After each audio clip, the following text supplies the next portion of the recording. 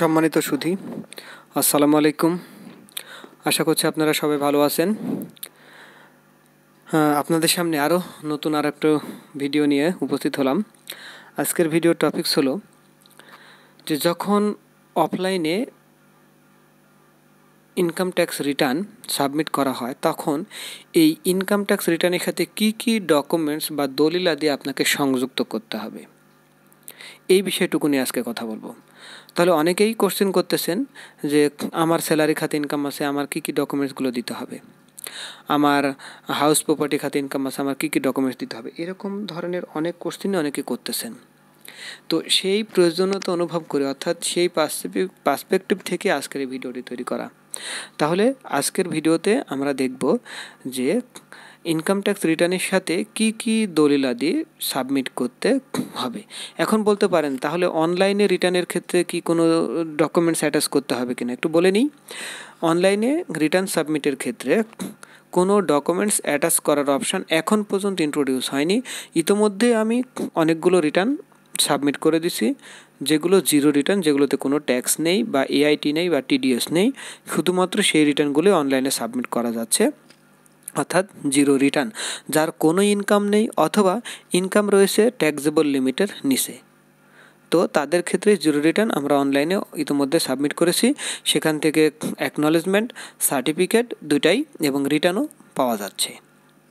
তাহলে অনলাইনে রিটার্নের ক্ষেত্রে কোনো প্রকার সংযুক্তি বা অ্যাটাচমেন্ট দেওয়ার বা আপলোড করার কোনো সিস্টেম নেই। তাহলে সংযুক্ত আকারে, যেহেতু এখন পর্যন্ত বাংলাদেশে ম্যাক্সিমাম লোকজনই অফলাইনে রিটার্ন সাবমিট করতেছেন, তাহলে অবশ্যই অফলাইনে রিটার্ন সাবমিটের ক্ষেত্রে কোন দলিলাদি আপনার ইনকাম ট্যাক্স রিটার্নের সাথে অ্যাটাচ করতে হবে সেই বিষয়টুকু নিয়ে আমরা কথা বলবো।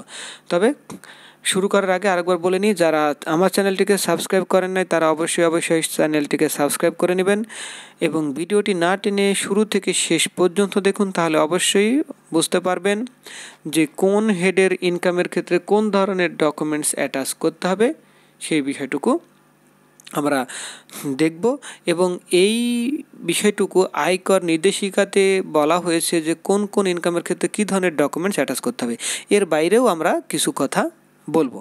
যাই হোক, তাহলে চলুন কথা না বাড়িয়ে আমরা একটু দেখি আয়কর নির্দেশিকাতে কী কী দলিলাদি বা কী ধরনের ডকুমেন্টস অ্যাটাচ করতে আমাদের বলা হয়েছে ইনকাম ট্যাক্স রিটার্নের সাথে। এখন এখানে বলা হয়েছে রিটার্নের সাথে বিভিন্ন উৎসের আয়ের সাপেক্ষে যে সকল প্রমাণাদি বা বিবরণ দাখিল করতে হবে তার তালিকা একটা নিচে দেওয়া হলো। তালিকাটির আংশিক, পুরোপুরি দেওয়া হয়নি। তাহলে এখানে বলা হয়েছে বেতন খাতে যার ইনকাম রয়েছে, তো বেতন খাতে ইনকামের ক্ষেত্রে কি কি দলিল দিতে হবে আমরা প্রথমে এখানে ফর্মাল ওয়েতে বলবো, তারপরে এক্সট্রা যদি কোনো তথ্য লাগে সেটাও বলবো। ক, বেতন বিবরণী, যেটাকে বলা হচ্ছে স্যালারি স্টেটমেন্ট। খ, ব্যাংক হিসাব থাকলে কিংবা ব্যাংক সুদ খাতে আয় থাকলে ব্যাংক বিবরণী বা ব্যাংক সার্টিফিকেট দিতে হবে। 3 বা গ, বিনিয়োগ ভাতা দাবি করলে তার সপক্ষে, যেমন জীবন বিমার পলিসি থাকলে প্রিমিয়াম পরিশোধের প্রমাণ। তাহলে স্যালারি খাতে ইনকামের ক্ষেত্রে আমরা দেখলাম 3টা দলিল। স্যালারি স্টেটমেন্ট, এখন যদি স্যালারি স্টেটমেন্ট না থাকে তাহলে কি করবেন? স্যালারি স্টেটমেন্ট যদি না থাকে তাহলে অবশ্যই স্যালারি সার্টিফিকেট অ্যাটাচ করা যাবে। খ, তাহলে আমরা দেখলাম যে ব্যাংক সুদ খাতে যদি মানে আপনার আয় থাকে, অর্থাৎ ব্যাংক ইন্টারেস্ট ইনকাম থাকে, তাহলে অবশ্যই ব্যাংক স্টেটমেন্ট বা ব্যাংক সার্টিফিকেট আপনি দিতে পারবেন। এবং বিনিয়োগ অর্থাৎ ইনভেস্টমেন্ট ট্যাক্স রিবেট দাবি করলে, আপনি যদি জীবন বিমার প্রিমিয়াম পলিসি দাবি করেন তাহলে অবশ্যই তার এগেনস্টে আপনার প্রিমিয়াম পলিসি পরিশোধের প্রমাণাদি দিতে হবে। অথবা ডিপিএস করলে ডিপিএসের একটা স্টেটমেন্ট দিবেন। সঞ্চয়পত্র কিনলে সঞ্চয়পত্রের ডকুমেন্টস এর সাথে অ্যাটাচ করবেন। এবং যদি পিএফ থাকে, আপনার প্রভিডেন্ট ফান্ড থাকে, তাহলে প্রভিডেন্ট ফান্ডের অপশানটুকু আপনি স্যালারি স্টেটমেন্ট থেকে পেয়ে যাবেন। অথবা আপনার থাকতে পারে বেনিভোলেন্ট ফান্ড বা গ্রুপ ইন্স্যুরেন্স, সেটাও আপনার কোথায় থেকে পাবেন? স্যালারি স্টেটমেন্ট বা স্যালারি সার্টিফিকেট থেকে আপনারা ওখান থেকে পেয়ে যাবেন।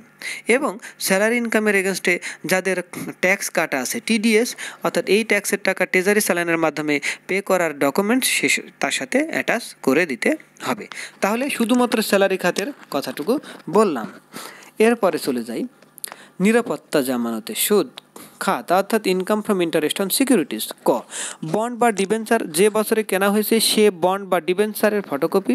খ সুদ আয় থাকলে সুদ প্রদানকারী কর্তৃপক্ষের প্রত্যয়নপত্র।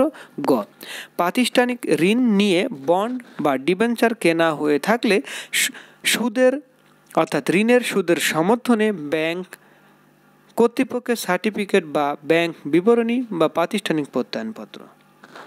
তাহলে আপনি যদি সঞ্চয়পত্র কিনে থাকেন তাহলে সঞ্চয়পত্র যে বছরে কিনছেন তার একটা ফটোকপি দিবেন, অথবা সঞ্চয়পত্রের ইন্টারেস্ট ইনকাম থাকলে তাহলে একটা সার্টিফিকেট পাবেন যেখানে বলা থাকবে বাংলাদেশ ব্যাংক অথবা জাতীয় সঞ্চয় পরিদপ্তর অথবা অন্য কোনো ব্যাংক থেকে যেখান থেকে কিনে না কেন একটা সার্টিফিকেট দিবে, সেখানে বলা থাকবে যে আপনার প্রিন্সিপাল কত টাকার অর্থাৎ সঞ্চয়পত্র কত টাকার, সুদ পেয়েছেন গ্রস কত টাকা, এআইটি কত টাকা, নিট প্রাপ্তি কত টাকা এবং সঞ্চয়পত্রের নম্বর এবং কত তারিখে কেনা হয়েছে সেটাও এখানে বলা থাকবে।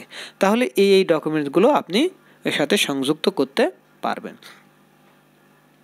3 যদি গৃহ সম্পত্তি খাত বা বাড়ি ভাড়া খাতে আপনার আয় থাকে তাহলে কোন কোন দলিল দিতে হবে বা ডকুমেন্টস।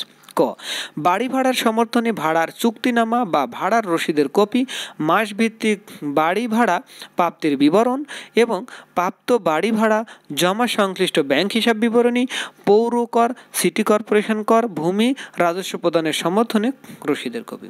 তাহলে বাড়ি ভাড়ার এগেনস্টে প্রথম কথা হলো এই বাড়ি ভাড়ার এগেনস্টে অর্থাৎ যদি বাড়ি ভাড়া আপনি ব্যাংক অ্যাকাউন্টের মাধ্যমে নিয়ে থাকেন ভাড়াটিয়ার কাছ থেকে তাহলে ব্যাংক স্টেটমেন্ট দিবেন, এবং বাড়ি ভাড়ার ক্ষেত্রে যদি আপনি কোনো রসিদ কাউকে প্রদান করে রসিদ দিয়ে থাকেন তাহলে রসিদ ভাড়ার রসিদের কপি, অথবা এমন হতে পারে ভাড়ার জন্য যদি আপনি কোনো রেজিস্টার খাতা মেনটেন করেন তাহলে রেজিস্টার খাতার ফটোকপি অ্যাটাচ করে দেবেন। এছাড়া যদি খরচ দাবি করেন রিপেয়ার মেনটেন্যান্সের ক্ষেত্রে যে খরচ দাবি করবেন সেখানে পৌর কর থাকবে, সিটি কর্পোরেশন কর থাকবে অর্থাৎ মিউনিসিপ্যাল ট্যাক্স থাকবে, ল্যান্ড রেভিনিউ থাকবে, এই ধরনের সমর্থনে যে ডকুমেন্টসটুকু থাকবে সেই ডকুমেন্টসগুলো এর সাথে অ্যাটাচ করে দেবেন। এরপরের পাশাপাশি আরও বলা হয়েছে ব্যাংক ঋণের মাধ্যমে বাড়ি কেনা বা নির্মাণ করা হয়ে থাকলে ঋণের সুদের সমর্থনে ব্যাংক বিবরণী বা সার্টিফিকেট, যেমন অনেক ব্যক্তি বা প্রতিষ্ঠান ব্যাংকের কাছ থেকে ঋণ নিয়ে বাড়ি নির্মাণ করেন, তাহলে ওই ঋণের সমর্থনে আপনার কি থাকবে, একটা ব্যাংক স্টেটমেন্ট থাকবে যেখানে ইন্টারেস্ট এবং প্রিন্সিপাল সেটা বলা থাকবে, অথবা আপনি একটা সার্টিফিকেটও নিতে পারেন ব্যাংকের কাছ থেকে যে আপনার কত টাকা ওই তারিখ পর্যন্ত অর্থাৎ 30/6/2021 যদি হয়ে থাকে ওই তারিখ পর্যন্ত কত টাকা দায় রয়েছে, কত টাকা আপনি পরিশোধ করছেন, এর মধ্যে ইন্টারেস্ট কত এবং প্রিন্সিপাল কত সেটা বলা থাকবে। ঘ গৃহ সম্পত্তি বিমাকৃত হলে বিমা প্রিমিয়ামের রসিদের কপি, যদি ওই গৃহ সম্পত্তি বিমা করে থাকেন তাহলে বিমা প্রিমিয়ামের রসিদের কপি দিয়ে দেবেন। এরপরে চলে যাই income from business or profession. যদি income from business or profession হয়ে থাকে তাহলে অবশ্যই আপনার একটা ইনকাম স্টেটমেন্ট থাকবে এবং একটা ব্যালেন্স শিট থাকবে, শর্ট বা সামারি অফ ইনকাম স্টেটমেন্ট এবং সামারি অফ ব্যালেন্স শিট থাকবে। তাহলে ওই ইনকাম স্টেটমেন্ট এবং ব্যালেন্স শিটের কপি আপনার এর সাথে অ্যাটাচ করতে হবে। এরপরে যাই যদি পার্টনারশিপ ফার্মের আপনার আয় হয়ে থাকে তাহলে অবশ্যই পার্টনারশিপ ফার্মের ইনকাম স্টেটমেন্ট এবং ব্যালেন্স শিট এর সাথে অ্যাটাচ করে দেবেন। এরপর হলো capital gain, income from capital gain. যদি ক্যাপিটাল গেইন হয়ে থাকে অর্থাৎ স্থাবর সম্পত্তি বিক্রয় বা হস্তান্তর হলে তার দলিলের কপি, অর্থাৎ আপনি একটা জমি কিনছিলেন 5 বছর আগে 10 লক্ষ টাকায়, সেটা বিক্রয় করতেছেন 20 লক্ষ টাকায়, তাহলে এই যে ক্যাপিটাল গেইন হলো তার এগেনস্টে অর্থাৎ কি বিক্রয় করছেন, আপনি ল্যান্ড বিক্রয় করছেন অথবা হাউস প্রপার্টি বিক্রয় করছেন অর্থাৎ স্থাবর সম্পত্তি বিক্রয় করে যে ক্যাপিটাল গেইন হয়েছে তার এগেনস্টে আপনি দলিলের কপি দিবেন। খ উৎসে আয়কর জমা হলে তার চালান বা পে অর্ডারের ফটোকপি দিতে হবে। গ পুঁজিবাজারে তালিকাভুক্ত কোম্পানির শেয়ার লেনদেন থেকে মুনাফা হলে এ সংক্রান্ত প্রত্যয়নপত্র, অর্থাৎ পুঁজিবাজারে যদি শেয়ার কেনাবেচার ফলে যদি আপনার ক্যাপিটাল গেইন হয়ে থাকে তাহলে অবশ্যই সেই লেনদেন সংক্রান্ত ডকুমেন্টস আপনাকে দিতে হবে, অর্থাৎ একটা সার্টিফিকেটই পাওয়া যায় কত টাকা ইনভেস্ট করেছেন, কত টাকা উইথড্র করেছেন, কত টাকা ডিভিডেন্ডস পেয়েছেন, কত টাকা রিয়ালাইজড গেইন হয়েছে, কত টাকা আনরিয়ালাইজড গেইন হয়েছে, এ ধরনের একটা সার্টিফিকেট পাওয়া যায়, সেই ডকুমেন্টস এর সাথে অ্যাটাচ করে দেবেন। এরপরে চলে যায় income from other source. Income from other সোর্সে বলা হয়েছে নগদ লভ্যাংশ খাতে আয় থাকলে ব্যাংক বিবরণী, ডিভিডেন্ড ওয়ারেন্টের কপি বা সার্টিফিকেট। যদি নগদ লভ্যাংশ আপনি ক্যাশ ডিভিডেন্ড পেয়ে থাকেন, যেটাই পান না কেন তার এগেনস্টে ডকুমেন্টস থাকবে। এরপরে সঞ্চয়পত্র হতে সুদ আয় থাকলে সঞ্চয়পত্র নগদায়নের সময় বা সুদ প্রাপ্তির সময় নেওয়া সার্টিফিকেটের কপি। একটু বলে নিই, এইখানে অন্যান্য উৎসের মধ্যে যদিও বলা হয়েছে পত্র হতে সুদ আয়, তবে এটা আমাদের নির্দেশিকাতে বলা থাকলেও আমাদের অনলাইনে যে ইনকাম ট্যাক্সের রিটার্ন সাবমিট করতে হয় সেখানে কিন্তু সঞ্চয়পত্রের সুদ হতে আয় সেটা কিন্তু income from interest on securities হেডে চলে যাবে। এটা দেওয়া হয়েছে ঠিক আছে, কিন্তু এটা যেহেতু অনলাইনে income from interest on securities হেডে আছে, সেহেতু আমরা যখন ম্যানুয়ালি রিটার্ন ফিল আপ করবো তখন এই সঞ্চয়পত্রের সুদ আমরা কোথায় দেবো? ইনকাম ফ্রম ইন্টারেস্ট অন সিকিউরিটিজে। এবং এই সিকিউরিটিজ খাতে সুদ আয় থাকলে সেটা নগদায়নের জন্য একটা কপি পাওয়া যাবে, অথবা সুদ আয় প্রাপ্তির ক্ষেত্রেও একটা সার্টিফিকেট পাওয়া যাবে। সেই সার্টিফিকেটে কত টাকা ইন্টারেস্ট, কত টাকা এআইটি সেটা বলা থাকবে, সেই ডকুমেন্টস অ্যাটাচ করতে হবে। গ, ব্যাংক সুদ আয় থাকলে ব্যাংক বিবরণী বা সার্টিফিকেট। সে আপনার কোনো প্রতিষ্ঠানে এফডিআর করা আছে অথবা ডিপিএস করা আছে, তাহলে এফডিআর অথবা ডিপিএস করা থাকলে আপনার ওই এফডিআর বা ডিপিএস এর স্টেটমেন্ট অথবা সার্টিফিকেট ব্যাংকের কাছ থেকে কালেক্ট করবেন, যেখানে আপনার এফডিআর বা ডিপিএস এর টোটাল ব্যালেন্স কত, ইন্টারেস্ট কত পেয়েছেন সেটা বলা থাকবে, এবং এআইটি কত কেটে রাখা হয়েছে সেটা বলা থাকবে। তাহলে ওই স্টেটমেন্ট বা সার্টিফিকেট অ্যাটাচ করে দেবেন। গ, অন্য কোনো আয়ের উৎসের জন্য প্রাসঙ্গিক কাগজপত্র। আচ্ছা, এরপরে চলে যাই আয়কর পরিশোধের প্রমাণ বা উৎসে কর কর্তন সহ সকল প্রকার উৎসে কর পরিশোধ অটোমেটেড চালান বা চালান বা পেমেন্টের মাধ্যমে জমা করতে হবে। খ, কর দায় 5 লক্ষ টাকা অতিক্রম না করলে তা আবশ্যিকভাবে অটোমেটেড চালান বা চালান বা পেমেন্টের মাধ্যমে পরিশোধ করতে হবে। 5 লক্ষ টাকার ঊর্ধ্বে বা যে কোনো পরিমাণের কর অটোমেটেড চালান বা পেমেন্ট বা পে অর্ডার, ব্যাংক ড্রাফট বা অ্যাকাউন্টস পে চেক ব্যবহার করে উপকর কমিশনার বরাবরে জমা করতে হবে। এই ডকুমেন্টসগুলো দিতে হবে। এবং যে কোনো খাতের আয় হতে উৎসে আয়কর পরিশোধ করা হলে কর কর্তনকারী কর্তৃপক্ষ প্রত্যেক করদাতা যাদের বিলের বিপরীতে উৎসে কর কর্তন করা হয়েছে তাদের বরাবরে ক্ষেত্রমতে চালান বা পেমেন্টের চালান সহ প্রত্যয়নপত্র প্রদান করবেন, ওই প্রত্যয়নপত্রের কপি সংযুক্ত করবেন। মোটামুটি আমরা অনেকগুলো হেডসের কথা বলেছি। এখন ফেসবুকে বা গ্রুপ পেজে অনেকেই প্রশ্ন করতেছেন যে আমার বাবার কাছ থেকে উত্তরাধিকার সূত্রে সম্পত্তি পেয়েছেন, তাহলে বাবার কাছ থেকে উত্তরাধিকার সূত্রে যদি কোনো সম্পদ পেয়ে থাকেন তাহলে ওই সম্পত্তিটা যদি 2 ভাই বা 3 ভাই বা ভাই বোন যদি থাকে তাহলে অবশ্যই ওটা একটা বন্টননামা থাকবে, বন্টননামা দিবেন। অথবা যদি এমন হয় যে আপনার সম্পত্তি যদি কিনে থাকেন তাহলে আপনার একটা দলিল থাকবে, নামজারি করে নিতে হবে। এই ধরনের দলিল ডকুমেন্টসগুলো আপনার থাকবে। অর্থাৎ এগ্রিকালচারাল ইনকাম থাকলে কিন্তু বুঝতে হবে, অর্থাৎ এগ্রিকালচারাল প্রপার্টি থাকলে তাহলে বুঝতে হবে এগ্রিকালচারাল আপনার ইনকাম থাকবে। তো এগ্রিকালচারাল ইনকামটা আপনার সম্পদ কিনা সেটা একটু আপনার রিটার্নে আছে কিনা সেটা একটু দেখার বিষয়। হতে পারে আপনি বর্গাচাষী, জমি নেই কিন্তু বর্গাচাষী করেও আপনার এগ্রিকালচারাল ইনকাম হতে পারে। তো আমাদের যদি বাবা মার কাছ থেকে উত্তরাধিকার সূত্রে পেয়ে থাকেন, এমন হতে পারে বাবা তার ছেলে বা মেয়েকে দিতে পারে, সেটা হেবাডিডের মাধ্যমে হতে পারে, কিন্তু সম্পত্তি বাবা তার ছেলের নামে লিখে দিতে পারে, সেটাও হতে পারে। তবে লিগ্যাল ডকুমেন্ট যেটা আপনার কাছে মনে হচ্ছে এটা লিগ্যাল, কারণ আপনি চিন্তা করবেন যখন কোনো সম্পত্তি কার কাছ থেকে পাবেন বা নিবেন তখন কিন্তু একটা এভিডেন্স থাকবে, হয় বন্টননামা থাকবে অথবা নামজারি থাকবে, কিছু তো একটা থাকবে। এই ধরনের দলিলপত্রগুলো বা ডকুমেন্টসগুলো ইনকাম ট্যাক্সের রিটার্নের সাথে সাবমিট করতে হবে। আবার অনেকে প্রশ্ন করেন যে প্রতি বছরই কি 18 আপনার রিটার্নের সাথে সাবমিট মানে অ্যাটাচ করবেন কিনা। তবে প্রতি 3 বছর পর পর অ্যাটাচ করতে পারেন ছবি এবং 18-এর কপি। এবং আরও একটা জিনিস মনে রাখবেন, অর্থাৎ জুলাই টু জুন এই সময়ের মধ্যে আপনার যে ইনফ্লো বা আউটফ্লো হয়েছে যে দলিলগুলোর মাধ্যমে সেই ডকুমেন্টসগুলো এর সাথে অ্যাটাচ করতে হবে, এর বাইরে নয়। জমি কিনেছেন 5 বছর আগে কিন্তু এটাই আপনার ফার্স্ট রিটার্ন, আপনি যদি ফার্স্ট রিটার্ন হয়ে থাকে তাহলে ফার্স্ট রিটার্নের মধ্যে আপনি এই ডকুমেন্টসের কপি অ্যাটাচ করে দেবেন। কিন্তু যদি এমন হয় যে আপনি এই সংশ্লিষ্ট বছরের মধ্যেই কিনেছেন, তাহলে তো কোনো কোনো কথাই নেই, সংশ্লিষ্ট বছরের মধ্যে যে রিটার্ন সাবমিট করতেছেন সেই রিটার্নের সাথে অ্যাটাচমেন্ট করে ডকুমেন্টসগুলো দিয়ে দেবেন।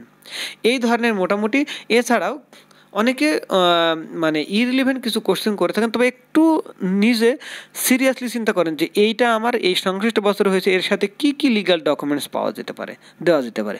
অথবা অনেকে চিন্তা করেন ইনকাম ফ্রম আদার সোর্স, অনেকে বলতেছেন যে আমি টিউশনিং করি, তাহলে আমার কি ইনকাম থাকবে? তাহলে টিউশনই যেহেতু করেন, তাহলে আপনার শর্ট একটা অ্যাকাউন্টস থাকবে, শর্ট একটা সামারি থাকবে, কতজন স্টুডেন্ট পড়ান, প্রত্যেকটি স্টুডেন্টের কাছ থেকে কত নেন, এবং কতজন স্টুডেন্ট কতদিন পড়াচ্ছেন এবং কত টাকা করে নিচ্ছেন, এটা একটা সামারি থাকবে। এটা নিজে তৈরি করে সামারি আকারে সিগনেচার দিয়ে জমা দেন।